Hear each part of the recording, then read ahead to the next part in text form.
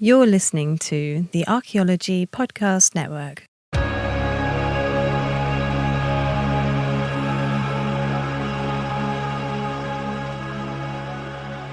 Uncovering the history of the Christiansborg colonial fort in Ghana. Welcome to a special episode of Archaeological Context with Dr. Noah, where I want to highlight a bit of a different topic, as we will focus on a time period and especially geographical region not often featured in archaeological discussions. A 17th century UNESCO World Heritage Site located on the west coast of Africa. Specifically, we will explore Christiansborg Castle in Osu, a suburb of Accra, the capital of Ghana. I aim to cover the interesting and dark history as well as results of recent excavations. I am already sorry if my pronunciation of some places and names will be incorrect, but I think it is important to share this interesting research, and I had the pleasure to talk about this with Prof Fritz Biveridge from the University of Ghana. Here's already an extract of our conversation. Do you know more about this underground tunnel, where it leads to? Yes, it's still there. It's closed now. I've not accessed it, but it was used to transfer slaves from the dungeons to slave ships, which were berthed ashore. You know, we didn't have a harbor, so they had to stay way back, and then canoes would take them to the ships.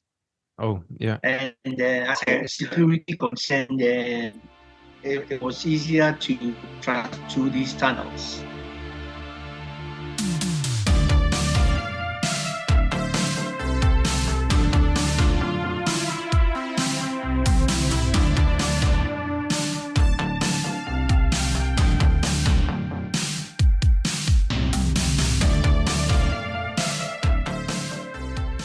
The area of Osu and the Christiansborg Castle in particular have a very interesting history, of which I can only give you a brief summary here. Unfortunately, very little is so far known about human occupation around Osu in the times before the area was seized by the Europeans. The first were the Portuguese in 1550, which occupied this strategically well-situated location at the intersection of important inland and transatlantic trade routes. However, their influence diminished, and in 1652, the local king in Accra allowed the Swedes to construct a small fortified trading lodge. Some 8 years later, the area was bought by the Danish, or better, Danish Norwegians, as both were under the rule of the king in Copenhagen, and the construction of the castle named after King Christian V began. Then, over almost 200 years and different phases of construction activities, the castle grew to contain a courtyard, cistern, chapel, storerooms, living quarters, and it was armed with some 28 cannons. From the 1660s to 1850, the Christiansborg Castle was the headquarters of Danish-Norwegian activities on the west coast of Africa. They traded guns, liquor, cloth, iron tools, or glass beads in exchange for gold and ivory. But especially during the 18th century, these activities were dominated by the horrendous transatlantic slave trade. And it is estimated that at least 100,000 people were forcibly taken from the areas administrated from Christiansborg and shipped across the Atlantic to the Danish West Indies in the Caribbean. Apparently, the castle played such a vital role in the Danish economy that from 1688 to 1747, Danish coinage even featured an image of the castle with the inscription Christiansborg. However, the European colonial rule was not without opposition, and I want to highlight one spectacular case which, in my opinion, could make for a really cool Hollywood movie. In 1693, a group of Akwamu men under their leader Azamani entered the castle disguised as merchants who wished to purchase ammunition. They managed to overpower the occupants of the castle and gained possession of Christiansborg. Azamani took down the Danish flag and gave himself the title of governor. 1 year later, he sold the castle back to the Danes, but never returned the old keys to the castle, and to this day they apparently are in the possession of the Akwamu people.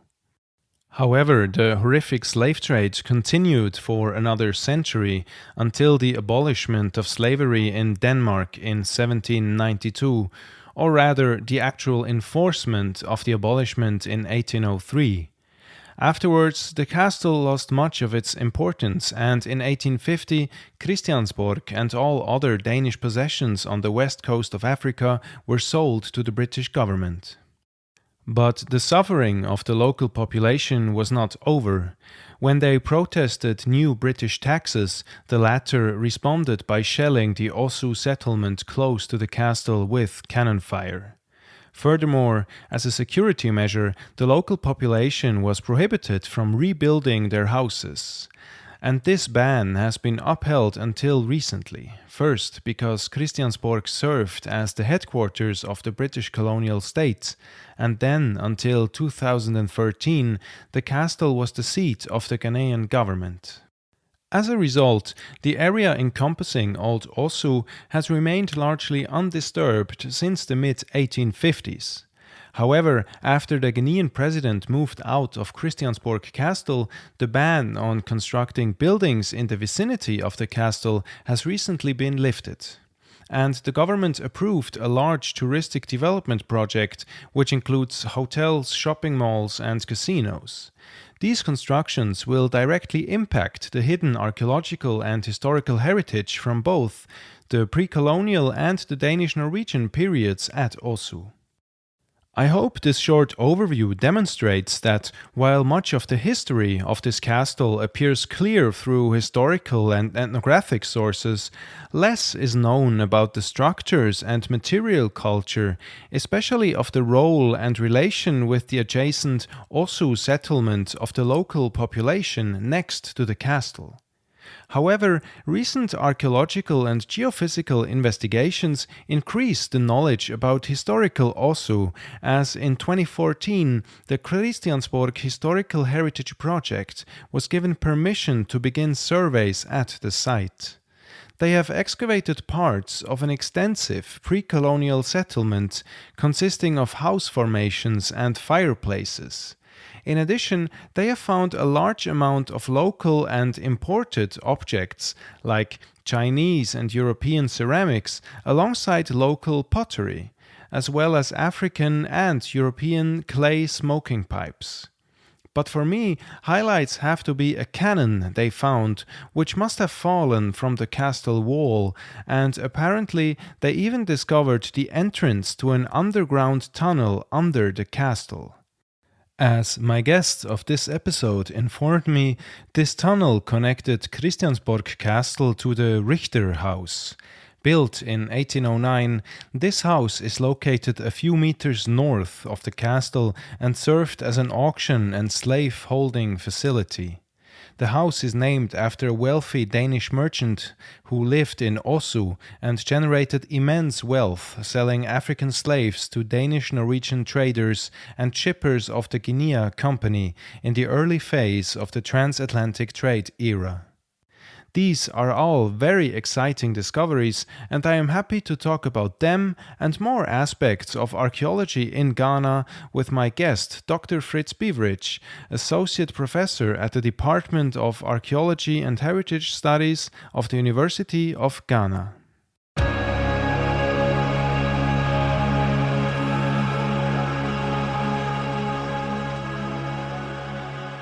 Okay, dear Professor Biveridge, thank you so much for taking the time to chat with me.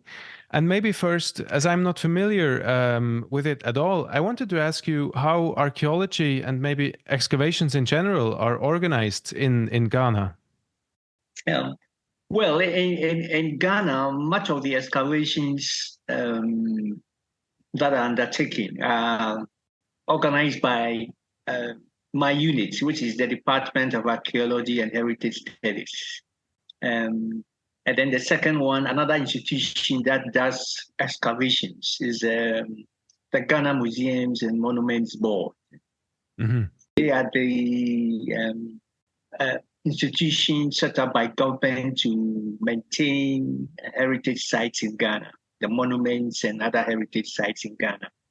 Yeah, so these are the two main institutions. But by far, we are the most active. We do most of the excavations in Ghana. We go to the field more than any other institution. Yeah. Yeah. So basically, we are the leading units in Ghana. When I say unit, a university is made up of many units. Yeah. One is the Department of Archaeology and Heritage Studies. We are at the forefront of our excavations in Ghana. That's throughout all of Ghana, or more centered on the coast?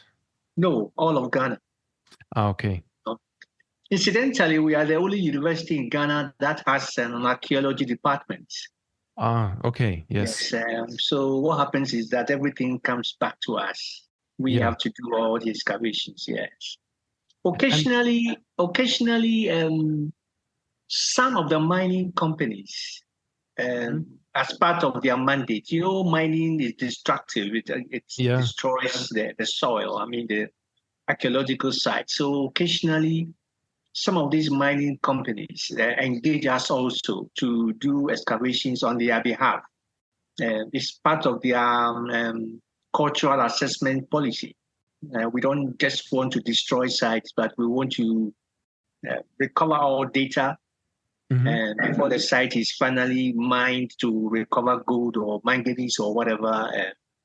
So occasionally they also give us contracts to excavate on their behalf.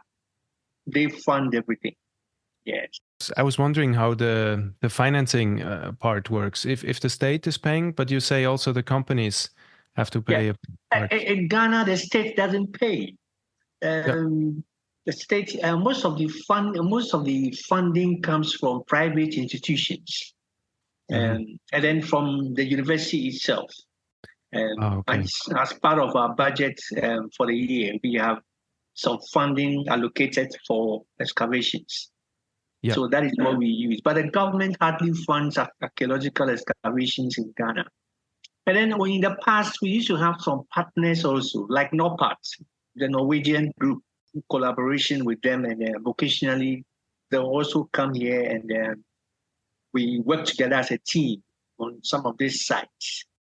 That's what I wanted to ask, because I have to mention I studied parts of my master also in Trondheim in Norway, and that's how I got to know the interesting research activities taking place in Ghana, also around the Christiansborg Castle. And I was wondering, in your view, how has this collaboration with Norwegian researchers and universities benefited archaeologists in Ghana, but more importantly also vice versa? How have the European archaeologists benefited from your expertise and experiences? Well, the collaboration has been very beneficial for us. Number one, as part of the collaboration, they allow us to send about 5 graduate students to Norway, to Trondheim every year. And they stay in Trondheim at the University of Science and Technology, something like that. Yeah, and NTNU, yes. Yes. And they stay there for the masters, the MA students spend about a month, and then the MPhil and the PhD spend 4 months or 3 months or something.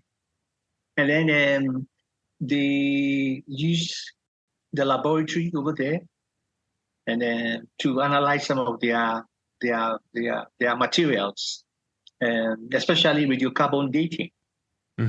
So they do that there. And we are not very good when it comes to Stone Age materials. So Trondheim has much of that over there. So the collaboration is very beneficial for our students. In terms of faculty, some of them also come here and we work together as a team.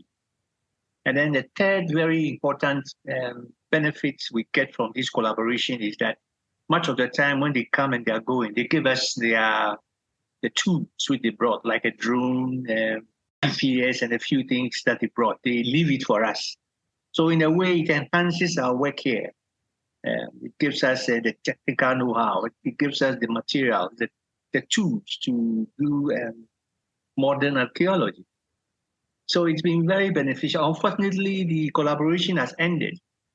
It wasn't renewed by the Norwegian government. It ended about 2 years ago. We tried to revive it by doing a second phase, but the Norwegian government was not too keen on. It said it had other areas that it wanted to sponsor, so it didn't come on. But we have a few other collaborations with other universities, and it's those most of them are in the UK. So in terms of collaboration, it's been very beneficial. For the Europeans, one thing that helps them is that they're not too familiar with the environment here. They're not too familiar with the sites and the materials which are available. So we also share that knowledge with them. In an area like iron smelting, we have all the information. So if an European scholar, for example, wants to know something about iron smelting, we impart that knowledge to them. The pottery here is very different from the pottery in Europe. Yes, we have all the classification schemes here, which we use. So we are familiar with different pottery from different sites. So we impart this kind of knowledge to them. When it comes to ethnomedicine, for example, we've done so much here. So any European who is interested in ethnomedicine, the data is already available. So that's a good thing about it's been beneficial to both sides. I would say that. I wish we could revive some of these, especially with the Norwegian. They were very good. Yes, they were very good. You mentioned before that also mining companies sometimes they pay for the excavations. Yes. Is that like by law that they have to pay if they mine an area that there is cultural heritage and they will destroy, that they have to pay for excavations taking place? Or yes, it's part of their contract. With one company that is at the forefront of this is a company called Newmont. It's a big mining company. They have a very big concession in the Ashanti region. And the site has a lot of shrines, a lot of late Stone Age sites, and some contemporary sites also, which have been vacated in the last 100 years or so.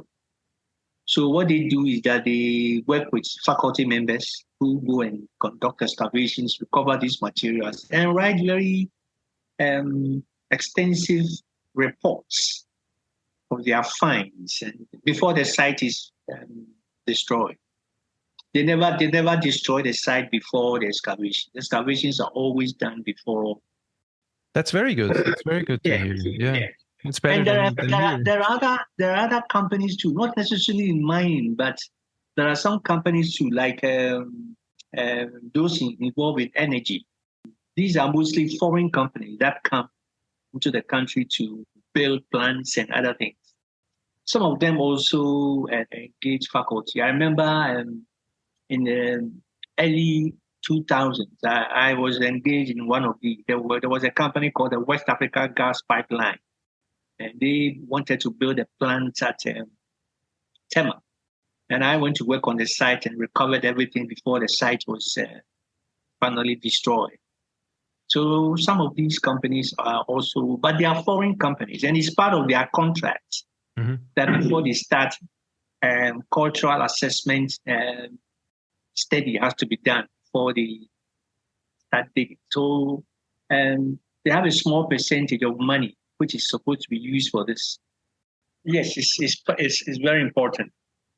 Yeah. So they have to announce that they will mine in this area, and then one of your faculty goes and checks if it's something. Yeah, sometimes the sites the area is very big, so it involves 3-4 faculty at the same time working at different locations. Oh, that's great. So then also the students have a lot of opportunities to work and excavate on different regions and time periods. Yes, they do. Currently, one of our students, one of our master students, for example, there's supposed to be an expansion of the Tamale airport. So some faculty went and did a cultural assessment steady. Mm-hmm. And were able to map areas which were important archaeological sites. And some of the materials were recovered. And then there's another company coming to set up build solar panels across a very wide area. So currently one of our master's students is working in that area. He is also documenting the GPS locations of some of these sites before the company comes in to destroy the site. Yes, in the process of building, they are going to destroy the site. I know well. So there are never like any conflicts, because I know I'm also working on excavation right now, and we have a bit of conflict with the construction company because they want to construct and we have to excavate. So they push that we excavate faster. So there are no like conflicts like this taking place sometimes with the mining companies. Yes. It's very common here. They always want to work very quickly, and archaeology is something that you can't just go and, it has to be done in a certain way, scientifically. So it's the same here, just like you are experiencing. We also have the same problem here. They come and they say, I want this thing done in a month. Mm-hmm. But technically, it can't be done in a month, and they're always on you to finish quickly so that they can come in and start mining for gold and other minerals. So it's a common thing here also, yeah. For archaeologists worldwide, maybe that's the thing, yeah. Yeah. And the excavations are done by the faculty and students, or is there like a profession as field archaeologists? No, it's done by faculty. It's done by faculty, and of course we recruit the students to help us because we need to pass the technical know-how to them. Mm-hmm. They need to know how excavations are done the scientific way. So we always take them to the fields to be part of these excavations. And in the process, they learn how to conduct proper excavations, scientific excavations, yes. So, yes, it's mostly faculty and students. In Ghana, we don't have many professional archaeologists who are into excavations, no. And the reason for that is that archaeology is a growing profession in Ghana. It's not as well established as it is in Norway or Denmark or America or any other place. Mm-hmm. It's a growing science. Yeah. So as we speak now, many of the professionals in archaeology are mostly faculty members. They are not professional archaeologists who can undertake excavations like it is in the US, where they have companies. So that is it. It's mostly faculty and students who do. Yeah. I read this excavations now around Christiansborg. They happen because they want to build, I think, a tourist resort or hotels or something. Yeah, but the area west of Christiansborg Castle is also being planned to be used as a kind of tourist center. Hotels and a lot of leisure activities. One faculty member went there to do salvage archaeology to recover some materials before the site would be totally destroyed. And then, fortunately, we also had one lady, a PhD student, who was also part of that team. And she used the site as a research area for her PhD. Mm-hmm. So we were able to recover a lot of materials, not as much as we would want to, because the site is huge. And we were only able to do a little part. And that was because of financial constraints. Archaeology is very expensive. It's one of the most expensive social sciences. We need a lot of money to be able to conduct very good excavation. So we were not able to do that. But we were able to, the area west of Christiansborg Castle was excavated. And we have many of the materials currently in our museum. Mm-hmm. They've been documented by the faculty member and one lady who did a PhD. So we have some material, not as much as we would want, but we have some material. Maybe if I can ask you, I read that for example, during the excavations now around Christiansborg Castle, that they also discovered like an underground tunnel and cannons and one cannon, I think, that fell down from the castle wall. Do you know more about this underground tunnel where it leads to? Yes, it's still there. It's closed now. I've not accessed it, but it was used to transfer slaves from the dungeons to slave ships, which were berthed ashore. We didn't have a harbor, so they had to stay way back, and then canoes would take them to the ships. Oh, yeah. And as a security concern, it was easier to travel through these tunnels. It's currently closed anyway. I think the main reason why they closed it is that it's not physically strong enough. They don't want it to collapse, or they don't want anybody to go in. Yes, that's the main reason why. But the cannons are many. Some of them are still standing. Not just cannons, but cannonballs also. Yeah. Which were fired from the cannons. They are also standing. I read that the British, when they took over the castle, they also shelled the Osu settlement when they protested. They did. Yeah. There was this conflict between the two groups. Much of it bordered on trade, and the British bombarded the place. In fact, the British were not the only people to bombard coastal sites in Ghana. They did the same in Winneba. There was a fort in Winneba, and they blew it up. And then there was another one in Disco, where I've been working for the past 5 years or so. But in that day, they also bombarded the town. And then Elimina, let's not forget Elimina also. Elimina was bombarded. Elimina Old Town was also bombarded. But that was by the Dutch, not by the English. Yeah, so it's not a new thing. Bombardment is not an easy thing. And it mostly arose because of conflicts between the local people and European traders. You conducted a lot of research, not only on these Danish-Norwegian castles, but also British or Dutch colonial forts in Ghana, I read. Yes. And I was wondering, what material culture evidence do we have for contacts between of maybe between the local population and these European occupants in these forts, or maybe even evidence of intermixing of these two peoples? Oh yeah, there's a lot of evidence, and I will divide that into two: the tangibles and the intangibles. When it comes to the tangibles, we have a lot of European imports from the 16th century right up to the 19th century in the archaeological records. Some of them include kaolin smoking pipes.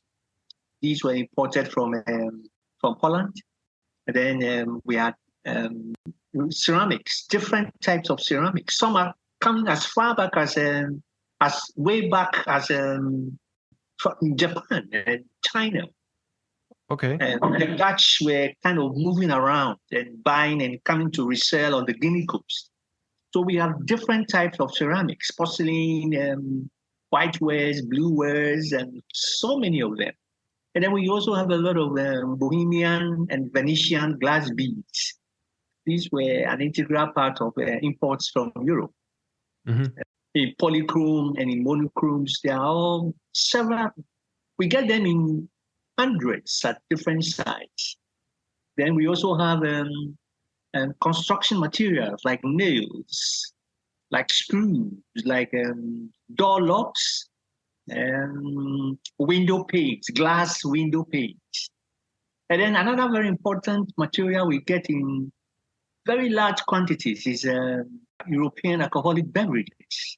Oh, yeah. A lot of sherbet bottles, a lot of whiskey, beer, mineral bottle, in thousands. We get them in all of these sites. Many of the excavations I've done at several sites is about 20% of what I get. It's quite significant. And then we also have a lot of imported metal products from Europe, like cutlasses, axes, mattocks. These were integral to facilitation of the coastal trade. So we also get these in abundance. We have metal buttons for clothes. You know that because they were made of metal, so they don't disintegrate in the archaeological record. We also have a lot of belt hooks. The leather is gone, but the belt hooks, because it's metal, is still in the archaeological record. We have asbestos roofing sheets. All these were brought in. Yellow bricks, red bricks, yellow bricks from Holland, red bricks from Portugal. So many materials. When it comes to the intangibles, there were a lot of intermarriages between occupants of Christiansborg Castle and the local Ghana people who lived around the fort. And one good example is the Wu, that important trader who married a Ushu woman and had children. There are several mulatto families in Ushu now with Danish and Norwegian names like Ishlika. So many names. The names are passed on from generation to generation. And then when it comes to architecture, many of the buildings in Ushu now, they have a Norwegian, Danish architecture styles. And then when it comes to education, the Danes and the Norwegians who were active in the Christiansborg area, Ushu, they also had they built several schools. One that is still standing, it's Salem. There's a school called Salem. It's more than 300 years old. It's still standing, and in fact, there's so much. There is so much. The evidence is abundantly clear. Maybe as a final question, almost, it was interesting for me to read that another colonial fort related to this transatlantic slave trade, the Cape Coast Castle, I think some 150 kilometers west of Christiansborg, was visited by Obama in 2008 and also by Melania Trump in 2018. Could you maybe elaborate on how you and the other archaeologists or just the local population experienced these visits? It was a big event in Ghana, especially when the two events were very big in Ghana. But I would want to state that archaeologists were not part of anything that was done there. It was a purely government-to-government thing. So archaeologists had nothing to do with it. We were not involved in the planning. We were not involved in organizing anything. Yes, these two very important people visited those castles, but they were taken around by tour guides who are employees of the Ghana Museums and Monuments Board. And we just saw everything on TV, but we're not part of it, anything to do with it. Yes. Yeah. Okay. So these were very interesting insights. Thank you so much, Professor Biveridge. And I hope that it will continue, the collaboration with the Norwegians. I hope so. So. It was very, very beneficial. And thank you so much for taking the time to chat with me. You're welcome. Anytime you need some information, you can always call me. Okay, I will. Thank you so much.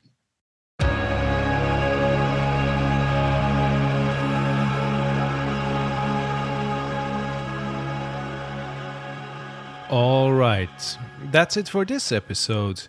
I wanted to cover this topic since many years, and it was really interesting for me to read and hear more about archaeology in Ghana. Thanks again to Professor Fritz Biveridge for these interesting insights. So, if you enjoyed it as well, please follow and subscribe to this podcast, and you can even support it over on Patreon. I hope you will tune in about 2 weeks for another edition of Archaeological Context with Dr. Noah.